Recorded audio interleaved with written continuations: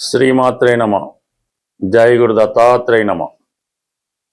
September 2వ తారీఖు నుంచి నవంబర్ 5వ తారీఖు మధ్యలో శుక్రగ్రహం తన స్వక్షేత్రం మరియు మూల త్రికోణ రాశి అయినటువంటి తులారాశిలోకి ప్రవేశించడం జరుగుతుంది.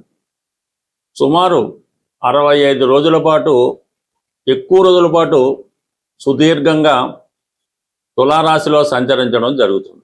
శుక్రుడు జాతకంలో గోచారంలో ఎంత బలంగా ఉంటే స్త్రీలకంత అనుకూలంగా, ఆకర్షణగా, ఆర్థికంగా అనుకూలంగా ఉంటుంది.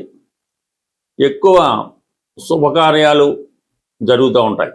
ఇది సినిమా పరిశ్రమ వారికి కూడా చాలా మంచి రోజులనే చెప్పచ్చు.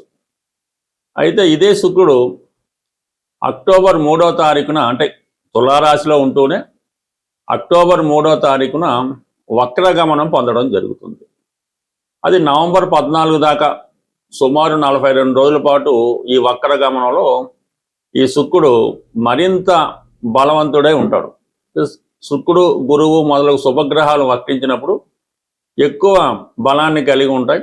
మరి శుక్రుడు వక్రించినప్పుడు చాలా వరకు స్త్రీలు కానీ మగవాళ్ళు కానీ గతంలో దూరమైన వారు తిరిగి దగ్గర అవ్వడం జరుగుతూ ఉంటుంది. సరే, ప్రేమికులు ఉన్నారు, లేదంటే భార్యాభర్తలు ఉన్నారు, స్నేహితులు బాగా ఫ్రెండ్షిప్లో ఉన్నవాళ్ళు, ఏదో కారణాల వాళ్ళు విడిపోయి ఉన్నవాళ్ళు, దూరంగా ఉన్నవాళ్ళు మరి తిరిగి శుక్ర వక్రించినప్పుడు వారి జీవితంలో మళ్ళా తిరిగి కలుసుకోవడం, ఒక అండర్స్టాండింగ్ రావడం జరుగుతూ ఉంటుంది. సర్వసాధారణంగా ఎవరి జన్మజాతకంలో అయినా వాళ్ళు పుట్టినప్పుడు శుక్రగ్రహం వక్రించి ఉంటే వారి జీవితంలో అనుకున్న వివాహం జరగదు. ఎవరినో ప్రేమిస్తారు, సడన్గా ఆ ప్రేమ క్యాన్సిల్ అవుతుంది, అప్పుడు పెద్దలు కూర్చుని వివాహం జరుగుతూ ఉంటుంది. అలాగే జన్మజాతకంలో శుక్రుడు బలంగా ఉంటే, మగవారికి శుక్రుడు బలంగా వారి జాతకంలో ఉచ్చులో కానీ, తులలో కానీ, వృషభంలో కానీ బలవంతుడై ఉంటే వారికి వివాహం తర్వాత బాగా కలిసి రావడం జరుగుతూ ఉంటుంది. అలాగే వాళ్ళకి స్త్రీ సంతానం కలిగిన తర్వాత బాగా కలిసి రావడం జరుగుతూ ఉంటుంది. అంటే ఎవరికైనా జాతకంలో శుక్రుడు మంచి బలంగా ఉంటే వాళ్ళకి కంపల్సరీగా స్త్రీ సంతానం కలుగుతారు. స్త్రీ సంతానం కలిగిన తర్వాత వాళ్ళ జీవితంలో గొప్ప అదృష్టవంతులుగా మారడం జరుగుతూ ఉంటుంది. అదే స్త్రీల జాతకంలో శుక్రుడు ఎంత బలంగా ఉంటే వారి యొక్క ఆరోగ్యం బాగుంటుంది, ఆకర్షణగా ఉంటారు, సౌభాగ్యయోగం కలుగుతుంది, తొందరగా వివాహం జరుగుతూ ఉంటుంది. అదే శుక్రుడు కంబస్ట్ అయినా, నీచలో ఉన్న, పాపగ్రహాలతో కలిసి ఉన్న వారి యొక్క జీవితంలో అనేక ఎదురు దెబ్బలు, అనేక కష్టాలు ఎదుర్కొంటారు, జీవితంలో గుడ్ విల్ పోగొట్టుకుంటారు, అనేక రకాల విమర్శలకి లోనవడం జరుగుతుంటుంది. వ్యక్తిగతంగా వాళ్ళ జీవితం కూడా అనేక రకాలుగా మోసపోయి ఇబ్బంది పడడం జరుగుతూ ఉంటుంది. అయితే ప్రస్తుతం మనకి ఈ శుక్రగ్రహం 65 రోజుల పాటు తులారాశిలో సంచరించినప్పుడు మాలవ్య మహాపురుష యోగం అనే యోగం ఏర్పడుతూ ఉంటుంది. అది అందరికీ ఏర్పడదు, కొన్ని రాశుల వారికి ఈ యోగం ఏర్పడుతూ ఉంటుంది. మరి కొంతమందికి ఉచ్చక్షేత్రంలో ఉన్న ఫలితం కూడా రావడం జరుగుతుంటుంది. బట్ ఏంటి, ఏ విధంగా ఈ శుక్రుడు ఏ రాశి వారికి ఎటువంటి ఫలితం ఇవ్వబోతున్నాడు అన్నది మనం వివరంగా తెలుసుకునే ప్రయత్నం చేద్దాం.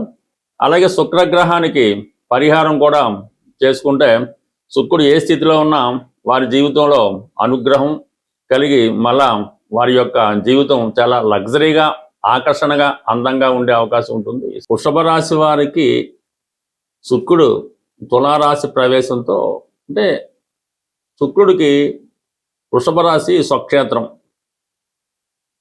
మరి తులారాశి అన్నది మూల త్రికోణ స్థానం.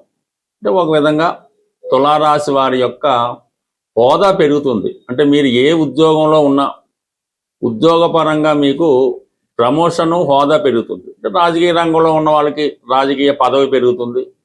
వ్యాపార రంగంలో ఉన్న వాళ్ళకి మీకు కొత్త వ్యాపార పరంగా స్థాయి పెరిగే అవకాశం ఉంది. అయితే 6వ స్థానం ఎక్కువగా సర్వీసు చేసే వాళ్ళకి వర్తిస్తూ ఉంటుంది. ఎవరైతే ఉద్యోగం చేస్తున్నారో వారికి 6వ స్థానం బలంగా ఉంటుంది.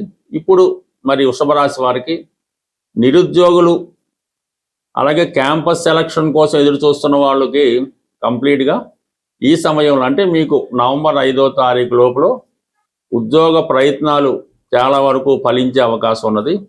అది మీ స్థాయిని బట్టి మీరు సాఫ్ట్వేర్ రంగంలో, కంప్యూటర్ రంగంలో, ఫైనాన్స్ రంగంలో ఉన్న ప్రధానంగా సినిమా రంగంలో ఎవరైతే వృషభ రాశి వారు ఉన్నారో, దాంతోపాటు టీవీ, మీడియా, యూట్యూబ్ మొదలగు రంగాల్లో ఉన్న వాళ్ళకి అత్యంత నేమ్ అండ్ ఫేమ్ లభిస్తుంది, ఎక్కువగా పాపులర్ అవుతారు.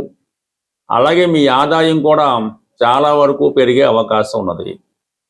ఇక ప్రధానంగా స్త్రీలకి కొంతవరకు వారి యొక్క ఆరోగ్యపరంగా అంటే అనారోగ్యపరంగా ఉన్న స్త్రీలు ఆరోగ్యవంతులు అయ్యే అవకాశం ఉంది.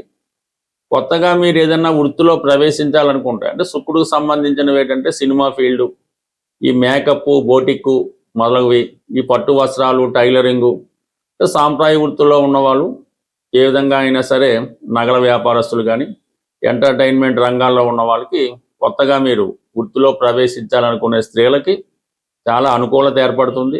స్త్రీలు ఏదన్నా ప్రభుత్వ రుణం కోసమో ధనం కోసమో ప్రయత్నం చేస్తుంటే, లేదంటే మీకు ఏమైనా ధనం రావాల్సి ఉంటే భర్త గారి ద్వారా కానీ, అత్తవారి ద్వారా కానీ, పుట్టింటి వారి ద్వారా కానీ ధనం రావాల్సి ఉంటే ఆ ధనం మీ చేతికి రావడం జరుగుతుంది. ఇదే సమయంలో కొంతమంది శత్రువులు కూడా మీకు ఏర్పడే అవకాశం ఉన్నది. ప్రధానంగా పెళ్ళైనటువంటి స్త్రీలకి వారి యొక్క స్త్రీ బంధువులతో అంటే అత్తవారితో కానీ, ఆడపడుచులతో కానీ కొన్ని సందర్భాల్లో వేరే వాళ్ళతో కూడా మీకు విభేదాలు లాంటివి ఏర్పడే అవకాశం ఉంది. అంటే మీ యొక్క అభివృద్ధిని చూడలేక అంటే ఓర్వలేక కొంతమంది మీపై దుష్ప్రచారం చేయడం జరుగుతూ ఉంటుంది. సో అది మీకు ప్లస్ పాయింట్ అయ్యే అవకాశం ఉన్నది. అంటే మీకు ఏమీ లేకపోయినా మీ దగ్గర చాలా ధనం, కోట్ల రూపాయల ధనం సంపాదిస్తున్నారని, అక్రమంగా సంపాదిస్తున్నారని రకరకాలుగా రూమర్స్ పుట్టించవచ్చు. వాస్తవానికి మీరు సాధారణ జీవితం గడుపుతున్నా సరే దీనివల్ల అంటే మీ పేరు కొంతవరకు ఫైనాన్షియల్గా పాపులర్ అయ్యే అవకాశం ఉంది. ఇక ప్రధానంగా స్థిరాస్తి కొనాలనుకునే సొంత గృహం కోసం ఎవరైతే కళ్ళకంటున్నారో ఒక లగ్జరీ హోమ్ లాంటిది అంటే మనకి డూప్లెక్స్ హౌస్ లాంటిది ఖరీదైనటువంటి గృహయోగం ఈ రాశి వారికి కలిగే అవకాశం ఉంది. అయితే మీరు అనుకోవచ్చు, మన దగ్గర ఇప్పుడు డబ్బులు ఏం లేవు కదా, కనీసం ₹1,00,000 కూడా లేవు, ఈ గృహం ఎలా కొనుక్కుంటాం అనుకుంటారు. కానీ ముందు మీరు గృహం కొనుక్కునే ప్రయత్నం చేయండి. ఒక మంచి వాస్తుపరంగా మీకు ఉన్నటువంటి గృహం సమకూరితే ధనం దానికదే సమకూరే అవకాశం ఉంది. బట్ ఏదైనా ఈ వృషభ రాశి వారికి నవంబర్ 5వ తారీఖు లోపల సొంత గృహయోగం అయితే ఉన్నది. అలాగే బ్యాంకు రుణం లభిస్తూ ఉంటుంది. శత్రువులు ఉన్నప్పటికీ కూడా దానివల్ల మేలే జరిగే అవకాశం ఉంది. బట్ ఈ శుక్రగ్రహ ప్రయాణంలో ఇంచుమించుగా శుక్రుడు తులారాశిలో సింగిల్గానే ఉంటూ దాని తర్వాత బుధగ్రహం, రవిగ్రహం కలియడం, ఈ శుక్ర గురువుల మధ్య కేంద్ర దృష్టి, ఇవన్నీ కూడా జాతకుడు వివిధ ఫలితాలు ఇస్తూ ఉంటాయి. మరి ఈ వీడియోలో ఇన్ని ఫలితాలు మనం తెలుసుకోలేం కాబట్టి బట్ ఏదైనా వృషభ రాశి వారికి శుక్రుడు సంపూర్ణ అదృష్టాన్ని ఇవ్వడం జరుగుతుంది. శుక్రగ్రహ అనుగ్రహం పొందడం అన్నది చాలా సులభం. మీరు జీవితంలో సంతోషాన్ని, ఆనందాన్ని పొందుతూనే శుక్రగ్రహ అనుగ్రహం కూడా పొందవచ్చు. అంటే శుక్రగ్రహ అనుగ్రహం ఉంటేనే ఇవన్నీ పొందుతూ ఉంటారు. మీరు జీవితంలో ప్రతినిత్యం చాలా శుచిగా, శుభ్రంగా ఉండడం, ఎప్పుడు పరిశుభ్రమైనటువంటి వస్త్రాలు అంటే పూర్వం అయితే తడిపి ఆరేసిన వస్త్రాలు అనేవారు. బట్ ఏదైనా ఒకరోజు ధరించిన వస్త్రం మరనాడు ధరించకుండా ఉండడం అన్నది నెంబర్ 1. దాని తర్వాత మీరు పడుకునే బెడ్, దుప్పటి, తలగాడ ఇవన్నీ కూడా ఎప్పుడూ నీట్గా ఉండడం మంచిది. అవి వీలైనంత తొందరగా మారుస్తూ ఉంటే మీకు ఇటువంటి శుక్రగ్రహ అనుగ్రహం లభిస్తుంది. దాని తర్వాత ఆహార విషయంలో కూడా అంటే ఎక్కువగా తీపి పదార్థాలకి శుక్రుడు కారణం అవుతూ ఉంటాడు. బట్ ఏదైనా శుచి కలిగినటువంటి శుభ్రమైన ఆహారం అంటే ఒకరు తినగా మిగిలినవి, ఏదో 4-5 రోజులు ఫ్రిడ్జ్లో పెట్టినవి, అలాగే బయట మనకి ఈ అన్నదానాలని ఏవి చేస్తుంటారు మామూలు టెంపుల్ దగ్గర, వాడి దగ్గర అమావాస్యకి చేస్తుంటారు. సాధ్యమైనంత వరకు అటువంటి వాటిలో అంటే సమూహంగా ఏదో వెళ్ళి తినడం అలాంటివి కూడా మీకు అంత అనుకూలమైన కాదు. ఏదో మిమ్మల్ని ఆహ్వానించారు, ఓ పెళ్లి భోజనం, లేదంటే ఒక దేవాలయంలో అలా పర్వాలేదు, కానీ ఎక్కడ పెడితే అక్కడ పెట్టినటువంటి ఈ అన్న సంతర్పణలో, అన్నదానాల్లో 99% పాల్గొనడం అన్నది అది మంచి కార్యక్రమం కాదు. దాని తర్వాత ఏంటంటే స్త్రీలను చాలా గౌరవప్రదంగా చూడాలంటే, ముఖ్యంగా బయట వాడిని పక్కన పెట్టి ఇంట్లో స్త్రీలని, భార్య, కుమార్తె, కోడలు, చెల్లెలు, తల్లి, వీటికి ఎప్పుడు కూడా దూషించడం కానీ వాళ్ళకి ఇబ్బంది పెట్టడం కానీ చేయకూడదు. వాళ్ళకి ఏ సౌకర్యం కావాల్సినా మనకి లేకపోయినా వాళ్ళకి ఇవ్వాల్సి ఉంటుంది.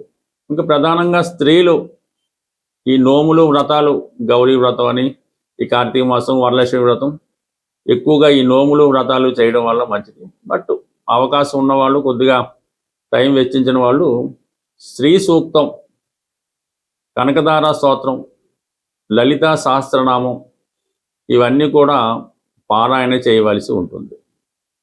అయితే ఈ లక్ష్మీ స్తోత్రం అన్నది ఒక విధి విధానంగా మీరు 108 సార్లు, 1008 సార్లు చదవడం వల్ల కూడా శుక్రగ్రహం అనుగ్రహం కలుగుతుంది. అంటే శుక్రగ్రహం అంటే లక్ష్మీ అమ్మవారి అనుగ్రహం.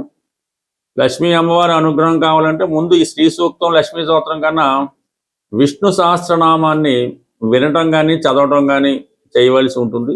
మరి ఈ కారణం వల్ల మీరు ఈ మార్గంలో ఉన్నవాళ్ళు ఈ విధంగా పారాయణల వల్ల, ధర్మ మార్గంలో ఉన్నవాళ్ళు ఇలాగా స్త్రీలను గౌరవించడం, అవసరమైన వాళ్ళకి కొంతవరకు ఈ వస్త్రాలు, అంటే వివాహం జరుగుతున్నప్పుడు ఇలాంటి వాటికి ఆ పెళ్లి కూతురికి బహుమతిగా ఇవ్వడం, ఇది కూడా వివాహం కాని స్త్రీలు ఎవరైనా ఉంటే వాళ్ళ తల్లిదండ్రులు ఎవరైనా కొద్దిగా ఆర్థికంగా లేని వాళ్ళకి పెళ్లి జరుగుతున్నప్పుడు తాళిబొట్టు, పట్టుచీర, కొన్ని పసుపు కుంకాలు, గాజులు ఆ అమ్మాయికి బహుమతిగా ఇవ్వాల. వివాహం కాని వాళ్ళకి తొందరగా వివాహం జరిగే అవకాశం ఉంది. ఇక ప్రధానంగా జీవితంలో బాగా అబ్జర్వ్ చేయందంటే శుక్రవారం రోజు ఎట్టి పరిస్థితుల్లో కూడా ధనాన్ని బయటికి పంపించకూడదు. అంటే ఏదైనా డబ్బులు ఇచ్చి కొనటం కానీ, రెంట్ చెల్లించడం కానీ, ఫీజులు కానీ, ఇంటెద్దులు కానీ ఏ విధంగా కూడా మీ దగ్గర మీ అకౌంట్లోంచి ఒక్క రూపాయి కూడా, ఒక నయా పైసా కూడా బయటికి వెళ్లకుండా జాగ్రత్త పడవలసి ఉంటుంది. ఇందులో మనకి ఈ ఫోన్పేని, గూగుల్ పే కూడా వర్తించవు. ఏదైనా మీ అకౌంట్లో, మీ బీరువాలో, మీ జేబులో ఉన్న డబ్బు శుక్రవారం అంతా మీ దగ్గరే ఉండాలి. దానివల్ల కూడా మీకు 99% ఆర్థిక అభివృద్ధి కలిగి శుక్రగ్రహ అనుగ్రహం కలిగే అవకాశం ఉంటుంది.